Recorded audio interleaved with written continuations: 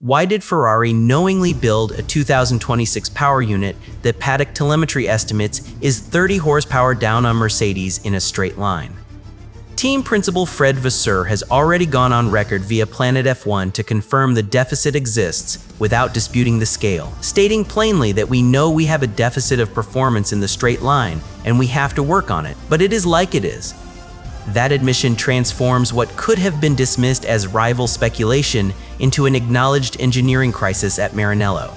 Yet the most unsettling part of this story is not the missing horsepower itself. It is the fact that this shortfall appears to be the direct result of a deliberate design choice that was supposed to make the car faster, not slower, raising a question that nobody in the paddock can fully answer right now. If Ferrari's engineers were confident enough to sign off on a smaller turbocharger specifically to gain an advantage off the start line, what changed between the drawing board and the first race weekend to turn that calculated bet into such a visible liability? The answer involves a regulatory shift that arrived too late for Ferrari to reverse course without catastrophic cost, leaving them trapped in a performance valley they designed themselves. But here is where the tension really tightens for anyone watching the championship fight unfold. While the power unit team scrambles to deploy a two-phase fix called ADUO that targets a combined 30 horsepower recovery by Monza, Lewis Hamilton has simultaneously stopped trusting the very simulation tools meant to optimize the car around this known weakness. He told the race that the simulator sent him in the wrong direction for Miami, producing a setup with poor corner entry responsiveness and massive understeer he would never normally choose. So you have a car bleeding speed on the straights due to a hardware gamble that backfired, paired with a 7-time world champion who no longer trusts the virtual development loop meant to compensate for it. Can Ferrari actually close a 30 horsepower gap when their most experienced driver has publicly declared there are too many risks in using their primary setup tool? That disconnect between the factory's theoretical solutions and the driver's trackside reality is exactly what makes this deficit so dangerous. It is not just a number on a dyno sheet. It is a symptom of a deeper alignment problem that threatens to undermine every upgrade they bring to the track for the rest of 2026. We know the SF26 possesses one of the strongest chassis packages on the grid according to multiple technical analyses, which means the cornering speed is genuinely elite. But elite cornering cannot fully mask a straight-line penalty when rivals like Mercedes have less derating at the end of the straights, as Hamilton himself observed. The car is fast where it matters most for lap time, yet vulnerable exactly where overtaking happens and tire management gets compromised by prolonged full throttle exposure. This creates a bizarre competitive profile where Ferrari might qualify on the front row only to get picked apart in the race, a pattern that destroys championship momentum even if the underlying pace suggests they belong at the sharp end. So where does that leave us as we head toward the high-speed circuits that will test this deficit most severely? The stakes are concrete and immediate. Monza, Spa, Silverstone, and Albert Park are all flagged as tracks where this specific weakness hurts most, and those venues represent a significant chunk of the remaining calendar. Ferrari's response has been methodical, deploying ADUO 1 ahead of Austria with a new shell fuel compound for an estimated 7 to 8 horsepower gain, but that is barely a quarter of the total deficit. The real swing depends entirely on ADUO 2, a completely redesigned turbocharger with new blade angles and revised blade count built to handle higher combustion temperatures, expected to debut at the Temple of Speed. But expected is not delivered, targeted is not proven. And until that upgrade hits the tarmac and validates its simulations against real-world data, every straight-line comparison remains a reminder of a bet that went wrong and a trust deficit that runs deeper than horsepower alone. Let's be precise about what 30 horsepower actually means in the 2026 Formula One era. This is not a simple combustion engine shortfall where you just add more fuel or turn up the boost.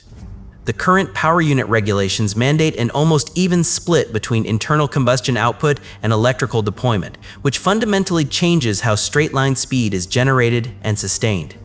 When paddock estimates cite a 30 horsepower gap to Mercedes, they are describing a compound deficit that includes both peak ICE output and, critically, electrical management strategy over the length of a straight. Hamilton himself highlighted this nuance when he noted on Planet F1 that rivals have a little bit more deployment and less derating at the end of the straights. That second part matters enormously. A car might match Ferrari's peak acceleration for the first 600 meters, but then maintain thrust for another 200 meters while the SF26 begins clipping electrical power to preserve battery state. The driver feels it as a sudden flattening of torque mid-gear shift. Engineers see it as a deployment curve that drops off 0.3 earlier than optimal. This distinction explains why Vasseur's confirmation carries such weight despite lacking an official number. He could have deflected with generic statements about development curves or relative performance windows.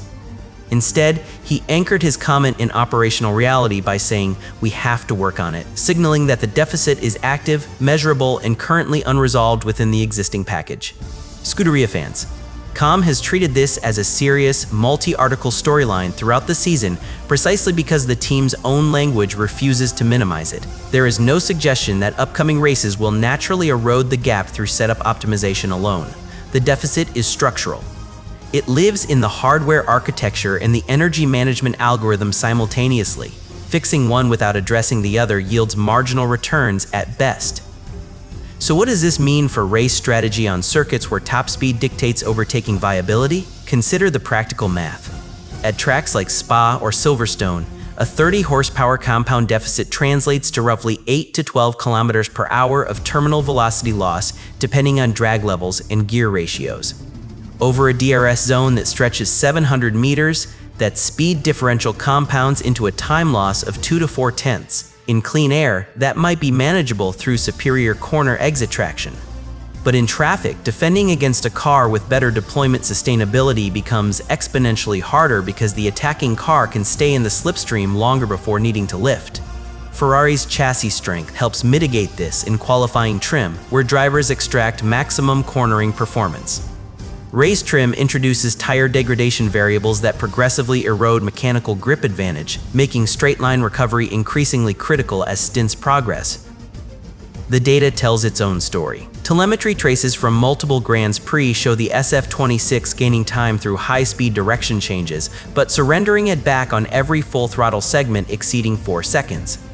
That 4-second threshold is significant because it aligns with typical DRS zone lengths at power-sensitive venues.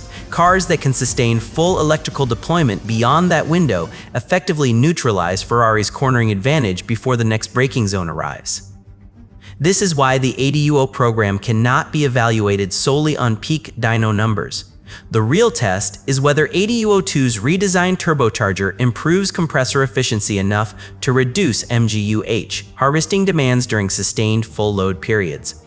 If the new blade angles and revised blade count achieve their targeted thermodynamic gains, the electrical budget freed up could partially offset the raw ice deficit, even if the combined 30 horsepower target isn't fully realized. But that remains theoretical until Monza provides empirical validation. We should also acknowledge what this deficit does not represent. Multiple outlets confirm the SF26 possesses genuine chassis excellence independent of the power unit compromise. This was not a case of chasing straight-line speed at the expense of overall balance and ending up with neither. The turbo sizing decision was a specific strategic calculation aimed at improving launch performance under anticipated starting conditions. The fact that it backfired due to regulatory change doesn't negate the validity of the original engineering logic. It highlights instead how tightly coupled modern F1 development has become to procedural stability. Teams optimize against known parameters. When those parameters shift after hardware commitments are locked, even well-reasoned decisions can produce unintended consequences. Ferrari's transparency about the deficit reflects this reality rather than panic. They understand exactly where the problem originated and have mapped a recovery path accordingly. That recovery path now converges with Hamilton's public simulator concerns in ways that complicate the narrative further. His statement about being sent in the wrong direction for Miami wasn't merely a complaint about correlation accuracy. It pointed to a deeper issue of confidence in virtual tools during a period when physical testing is severely restricted. When your primary development feedback loop produces setups that contradict driver instinct, you face a choice between trusting data that may be flawed or trusting feel that lacks quantitative backing. Hamilton chose feel, skipping simulator prep before Canada and describing Shanghai as ultra-encouraging despite limited virtual preparation. That choice worked in specific instances but introduces variability that makes isolating power unit improvements harder. If baseline setup confidence fluctuates weekend to weekend, attributing straight-line gains specifically to ADUO upgrades becomes analytically messier. The team must now validate hardware changes against a moving reference point rather than a stable simulation foundation. Remember how this all started with the question of why Ferrari knowingly built a power unit estimated to be 30 horsepower down on Mercedes? The answer lies in a specific hardware decision that made perfect sense when it was conceived, but became obsolete before the first wheel turned in anger. Ferrari originally selected a smaller turbocharger for the 2026 power unit with one precise objective: reducing throttle lag off the start line to maximize acceleration through the critical opening seconds of a Grand Prix. Under previous standing start dynamics, that trade-off was rational. A smaller compressor spools faster, delivering boost pressure more immediately when the driver releases the clutch from a standstill. The straight-line top speed penalty at full load was an accepted cost because grid position often determines race outcome more than peak velocity does. Engineering is always about optimization within constraints, and that constraint appeared stable when the design was finalized. Then the FIA introduced a new 5-second pre-start procedure that fundamentally altered launch mechanics. This regulatory change extended the preparation window before lights out, allowing power units to reach optimal thermal and rotational states regardless of compressor size. The instantaneous response advantage that justified Ferrari's smaller turbo vanished overnight. But the hardware was already manufactured, tested, and integrated into the SF26 chassis. Turbocharger sizing is not a parameter you adjust between races or even between seasons without redesigning entire engine architectures.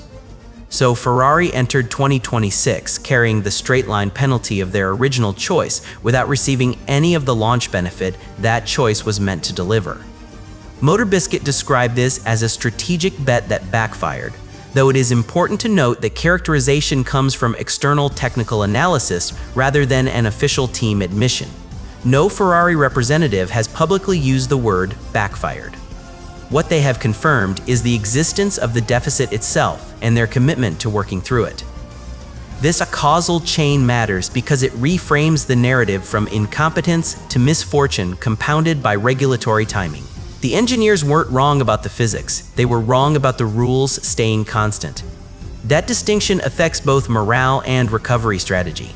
When a performance shortfall stems from a flawed fundamental concept, fixing it requires rethinking core assumptions. When it stems from external parameter changes applied to sound logic, the recovery path is clearer even if execution remains difficult. ADUO2's redesigned turbocharger represents exactly that kind of targeted correction. New blade angles and revised blade count address the specific thermodynamic limitations imposed by the original smaller housing. Materials engineered for higher combustion temperatures acknowledge that recovering top-end power requires pushing thermal boundaries the initial design couldn't safely reach. This isn't starting over. It's course-correcting within an architecture whose foundational premise was invalidated by procedural evolution. The 5-second procedure also interacts with the 2026 power unit's balanced ICE electrical split in ways that amplify the turbo sizing consequence.